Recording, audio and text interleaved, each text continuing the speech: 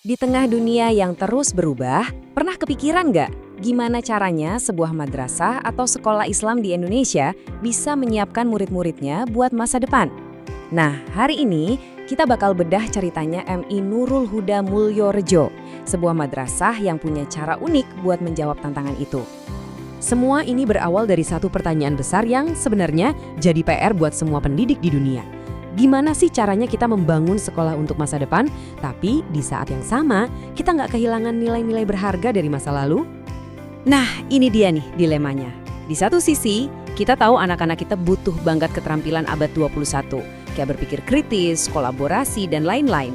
Tapi di sisi lain, kita juga mau mereka punya pegangan yang kuat, yang terhubung sama iman, komunitas, dan warisan budaya mereka.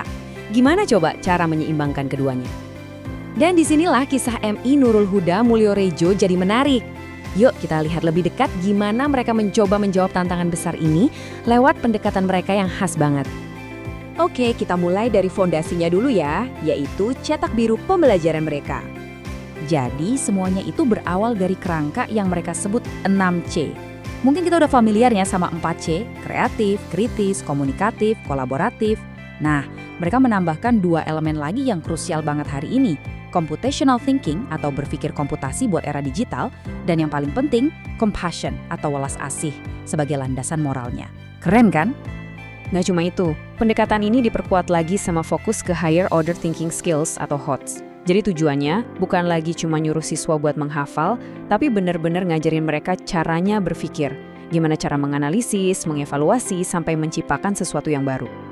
Terus, ada juga yang namanya P5RA. Ini unik banget karena ini adalah pendekatan berbasis proyek yang langsung menggabungkan 2 pilar penting. Pertama, nilai-nilai Pancasila sebagai ideologi negara kita. Kedua, wawasan Islam sebagai rahmatan lil alamin atau rahmat bagi seluruh alam.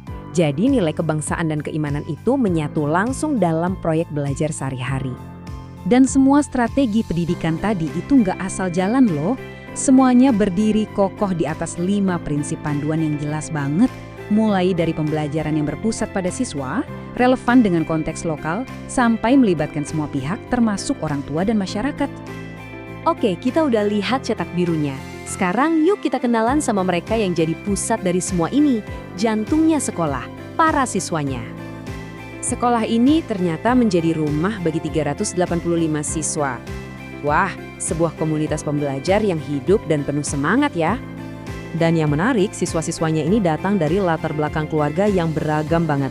Kalau kita lihat datanya, mayoritas orang tua bekerja sebagai pedagang, lalu ada buruh, petani, dan profesi lainnya. Ini benar-benar potret nyata dari komunitas lokal di sekitar sekolah. Sekolah ini juga sadar banget kalau setiap anak itu punya cara belajar yang beda-beda. Dari data ini, kelihatan jelas kalau mayoritas siswa mereka, yaitu 137 anak, itu paling efektif belajarnya lewat metode audiovisual. Tentu ini jadi masukan penting buat para guru dalam merancang metode pengajaran di kelas. Tapi pembelajaran di sini tuh nggak berhenti pas bel pulang sekolah bunyi. Justru apa yang terjadi di luar kelas itu sama pentingnya. Coba deh lihat kegiatan ekstrakurikulernya, macam-macam banget kan? Dan tiap kegiatan itu dirancang dengan tujuan yang jelas. Pramuka buat melatih kepemimpinan. Banjari buat mengasah seni budaya dan religi, sampai teater jadi wadah buat berekspresi secara kreatif. Nah, ini dia intinya. Mengembangkan keterampilan hidup yang berguna dan dapat diterapkan dalam masyarakat. Kutipan dari misi mereka ini jadi ruh dari semua kegiatan tadi. Tujuannya jelas, bukan cuma buat ngisi waktu luang, tapi benar-benar membekali siswa dengan keahlian buat kehidupan nyata nanti. Dan komitmen buat membangun karakter ini benar-benar dijalin ke dalam ritme kehidupan sekolah sehari-hari.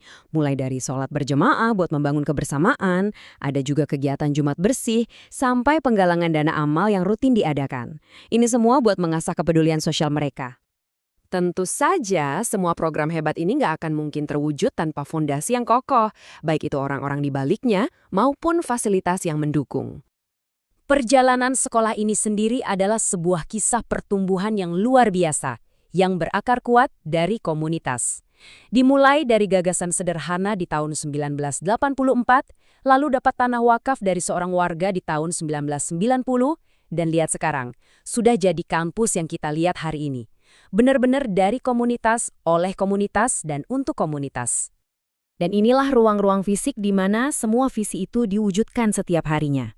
Bukan cuma 12 ruang kelas, tapi juga ada perpustakaan sebagai jantung ilmu, unit kesehatan sekolah atau UKS, sampai lapangan olahraga, tempat karakter, dan kerja sama tim dibentuk. Dan pastinya, motor penggerak utamanya adalah tim yang berdedikasi ini. Dipimpin oleh Ibu Endang Sampurnaningsih, sekolah ini didukung oleh 21 pendidik dan staf. Dan yang lebih hebat lagi, 13 di antaranya itu sudah punya sertifikasi profesional. Ini menunjukkan komitmen mereka terhadap kualitas pendidikan. Jadi, setelah melihat semua ini, apa sih pelajaran penting yang bisa kita ambil dari kisah sekolah ini? Poin utamanya adalah MI Nurul Huda Mulyorejo ini menunjukkan sebuah model yang kuat. Mereka berhasil meramu 3 hal penting. Keterampilan modern yang relevan secara global, keimanan yang mengakar kuat, dan budaya lokal yang kaya. Mereka nggak milih salah satu, tapi justru menyatukan semuanya. Dan kisah mereka ini meninggalkan kita dengan sebuah pertanyaan penutup yang penting buat direnungkan. Di tengah dunia yang terus berubah dengan cepat, mungkinkah model pendidikan yang holistik, yang berakar kuat pada komunitas seperti ini, adalah jawaban yang sebetulnya kita semua cari? Sebuah pertanyaan untuk kita pikirkan bersama.